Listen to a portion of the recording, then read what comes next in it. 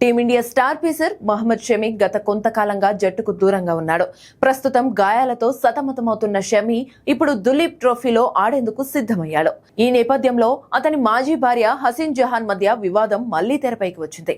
షమి తమ కూతురు ఐరా చదువును పూర్తిగా నిర్లక్ష్యం చేశాడని, అసలు పట్టించుకోవడం లేదని ఆరోపించింది. అంతేకాదు తన ప్రియురాలి పిల్లల చదువుల కోసం మాత్రం లక్షలు ఖర్చు చేస్తున్నాడని హసీన్ జహాన్ సంచలన ఆరోపణలు చేస్తుంది. అయితే ఈ మేరకు ఆమె తన ఇన్స్టాగ్రామ్ లో పోస్ట్ పెట్టడంతో ఈ విషయం వైరల్ అయింది. కాగా ఇప్పుడిప్పుడే షమి తన రీఎంట్రీ కోసం సిద్ధమవుతున్నాడు. ఈ క్రమంలో ఈ ఆరోపణలు రావడం మళ్లీ క్రికెట్ కెరీర్ పై ప్రమాదం పడే అవకాశం ఉంది.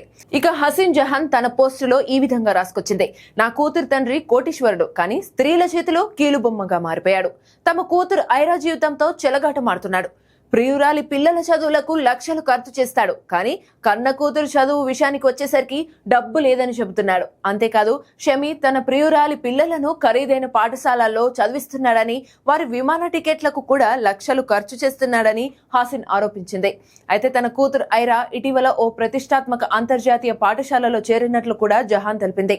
నా కూతురు మంచి పాఠశాలలో చేరకుండా శత్రువులు ఎన్ని కుట్రలు చేసినా దేవుడి దయ వల్ల మాకు మంచి జరిగింది అని ఆమె తన పోస్టులో రాసుకొచ్చింది.